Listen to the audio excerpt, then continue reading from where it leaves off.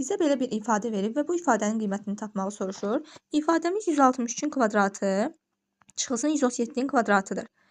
Mən bunu nəyə oxşadıram? Baxın, təxmini belə baxsaq, bu müxtəsər vurma düsturlarındakı a kvadrat çıx b kvadratına oxşayır. Və mən a kvadrat çıx b kvadratının açılışını yazsam, a çıx b vurulsun, a üzərinə gəl b yazacağım. İndi gəlin 163-ün kvadratı çıx 137-nin kvadratı, yəni bu yuxarıda yazdığımız ifadənin açılışını yazaq.